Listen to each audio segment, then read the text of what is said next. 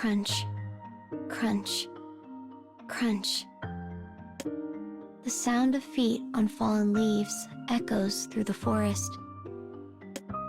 Two girls blaze a noisy path through the tall, shadowed trees. When they laugh, they sound like a pair of merry songbirds.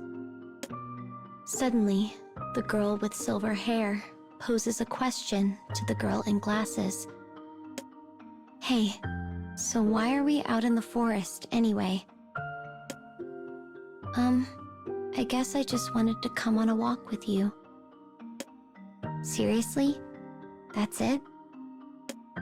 The girl with silver hair chuckles as she waits for a response. Though she sounds slightly annoyed, she's actually quite content, for any time spent in the company of her best friend is precious to her. Both girls are witches in training at the local school of magic. They have been inseparable since they first met. Their life at the school is a stressful one. The professors are harsh, the research topics difficult. And this is why they are both so pleased to spend an afternoon in nature, where nothing is demanded of them except to be in the moment. Rays of gold spill through gaps in the stalwart trees. The two girls weave in and out of the light, enjoying its gentle warmth. This moment, though fleeting, enfolds them both in a dreamlike calm. The bespectacled girl compliments the way her friend's silver hair glitters in the setting sun. In response, the friend plucks a marble-sized piece of fruit from a nearby tree and holds it in her hand. Want to know the secret? It's this. I put oil from this fruit on my hair every night. Really? Oh my gosh, you have to teach me how to make it. Wait, hang on a second. Isn't it your birthday today? Though the bespectacled girl blushes and turns away, the joy at her friend's remembering is clear. She has never been one to speak about herself, so most of her birthdays come and go without fanfare or celebration. But this day, she woke up wishing only for one thing: to spend time in nature with her best friend. That moment, that memory, would be present enough. Suddenly realizing she has forgotten until this instant, silver-haired girl pauses, her hands frozen in midair. Sorry, I didn't really get you anything? I'm just happy you remembered, replies her friend. Her smile is genuine, radiant. Seeing her joy, the silver-haired girl begins to feel guilty all over again and quickly asks her friend if there is anything she wants. The other girl stares at her, thinking. Finally, she decides to speak what has been on her mind all afternoon.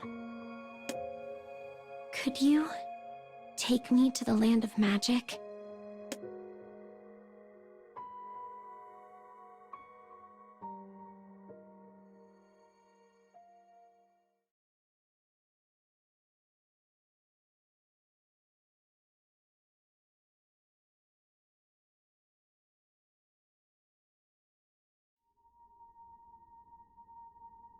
Two girls walk through a forest bathed in the light of the afternoon sun. One wears a pair of thick glasses, while the other boasts a head of beautiful silver hair. As they walk, the silver-haired girl ponders what her best friend said to her a moment before. She wants to go to the land of magic?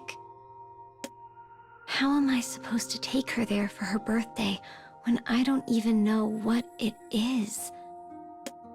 The bespectacled girl had always been a bit of an odd duck compared to the rest of her classmates, so having her blurt out such a request wasn't totally unexpected. I'm sorry, she says. Was that a weird thing to ask for? I mean, I guess I've heard weirder, replies her friend with a small chuckle. So tell me about this land of magic. What kind of place is it?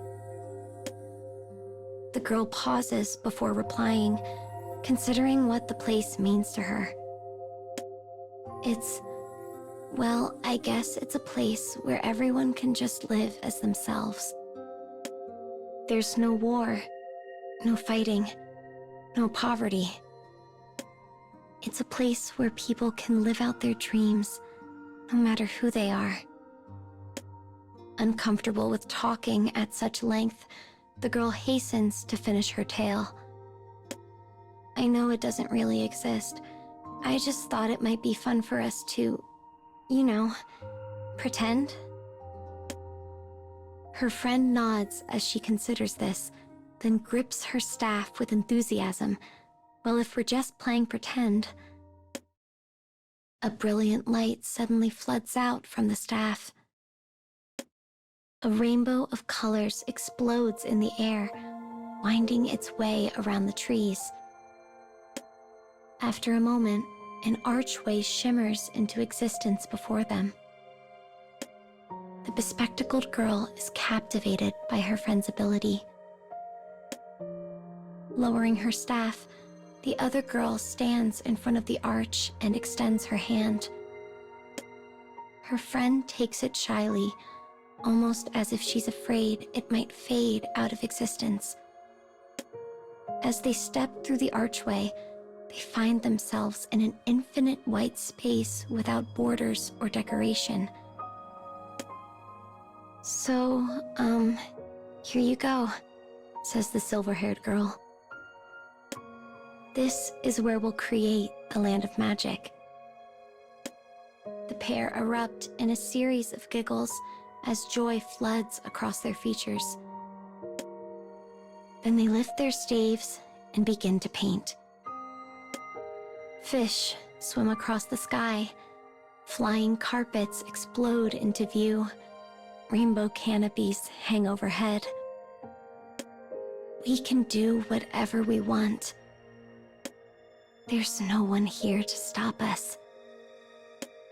I can sing as loud as I like. I'm free here. We're free. The arch connecting them to the real world grows smaller and smaller as they cavort through their new playground. Finally, they both collapse on a flying carpet, lying on their backs and looking up at the multicolored sky. This is the best present ever, says the bespectacled girl. I'm glad you like it, replies her friend. Time becomes a slippery thing as they lie there. 1 minute passes, then many more. The silver-haired girl thinks back to when they were standing in the wood. She recalls what her best friend said to her. She wanted this to be a place where you could just live as yourself. If that kind of thing was possible, what would it be like for the people who lived here? What's it like to really embrace your true self, to have that kind of freedom? And how would I feel if I had a chance at that kind of life? Having considered this, she turns to her friend and props herself up on an elbow. I think living in the land of magic would make me super nervous. Her friend makes a small hum of response. I'm already nervous all the time. I guess I've never been much good at, living. Especially at school. Nothing ever goes right for me there. I think that's why I wanted to just get away from it for an afternoon. An easy silence settles over the pair. In it, the bespectacled girl's mind whirls. The future is so big and scary, but I'll have this moment forever. But I wish there was a way I could make it perfect, kind of perfect where I could always look back on it without any regrets.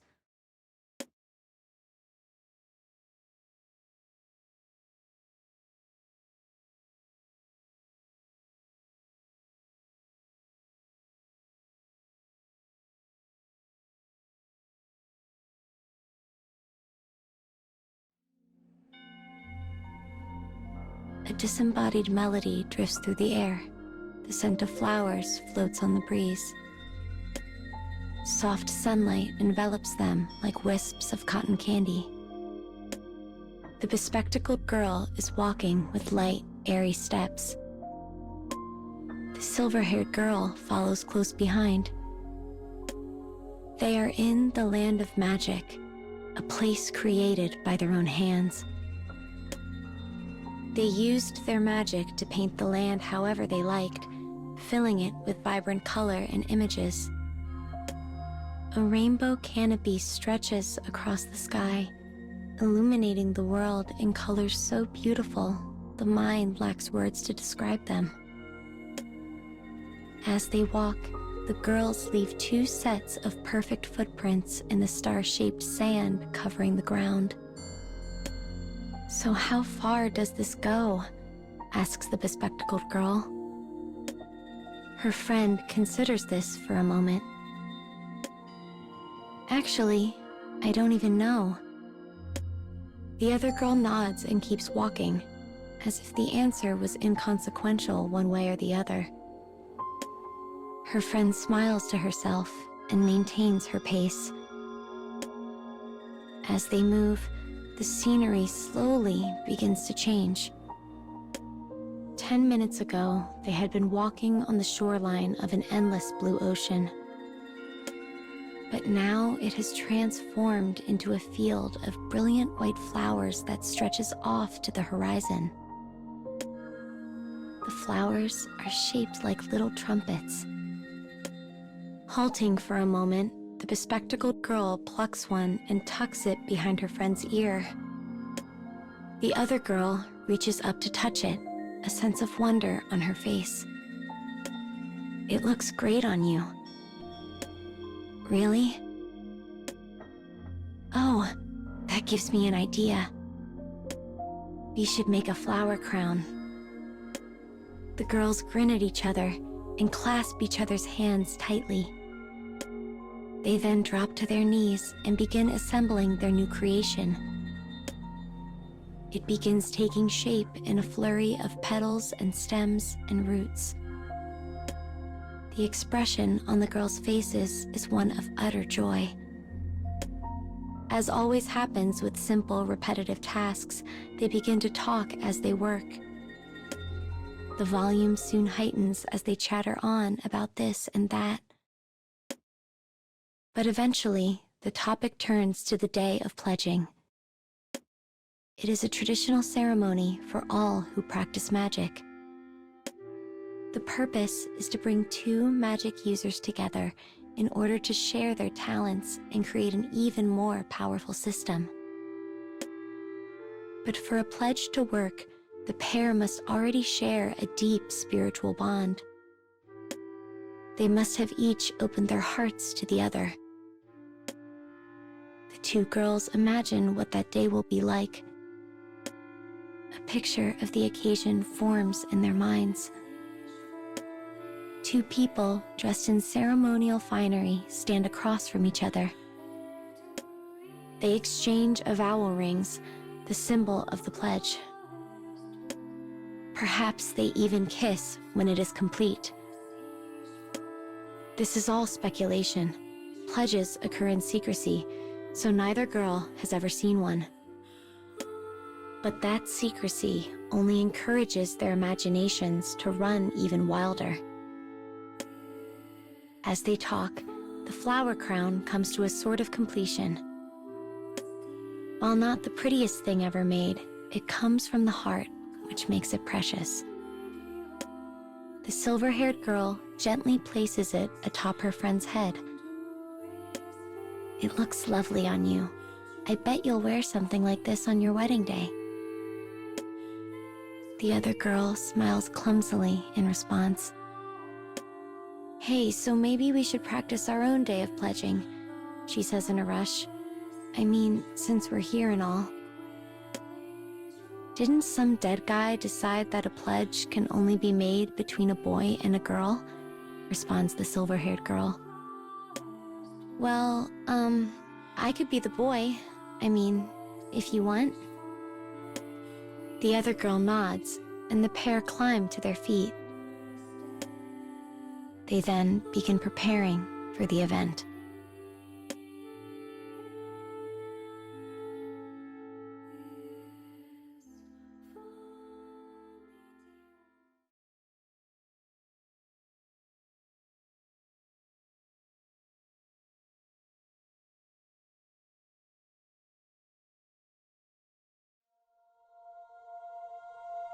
In the land of magic, existence is limited only by one's own imagination.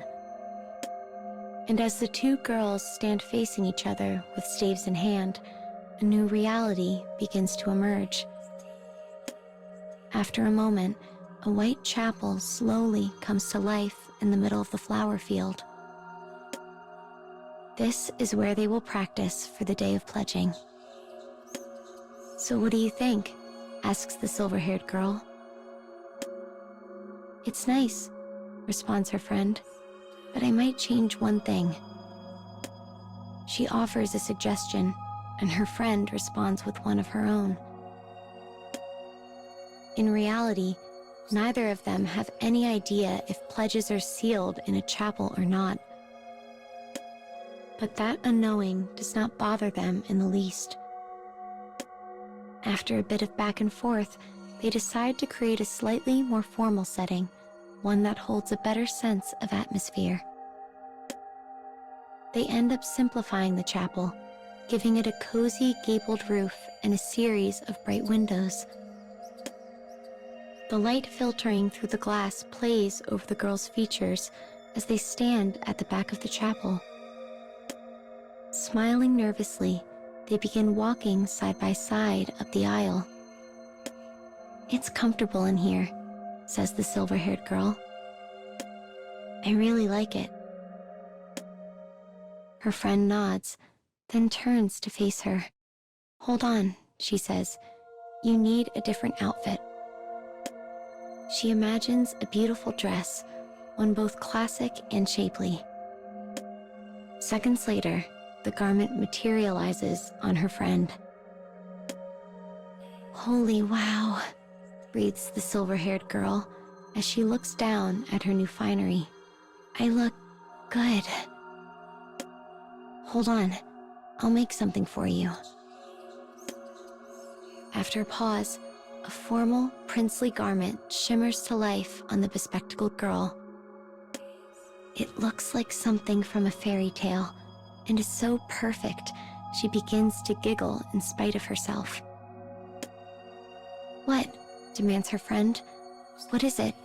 What's wrong?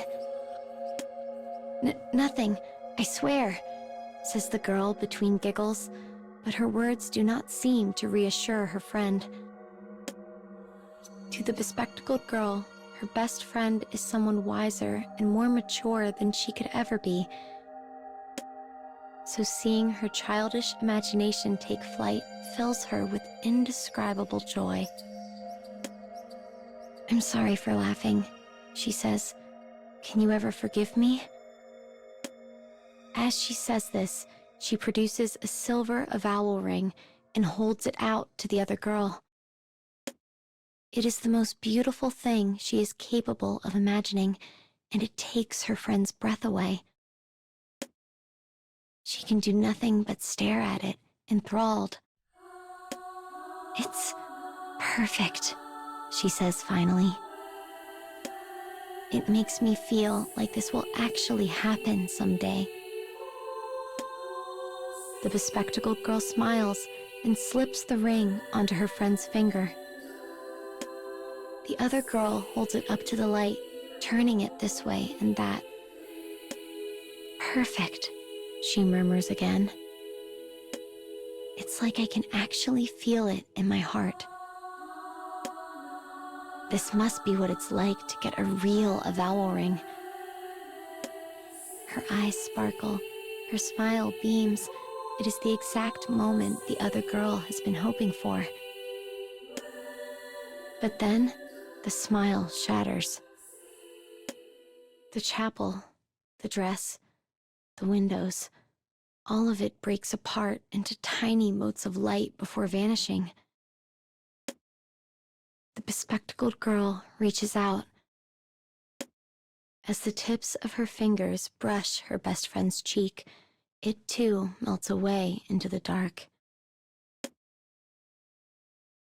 And when it is gone, all that remains is a pitiful beast standing in the gloom of an endless twilight wood, and a small silver ring.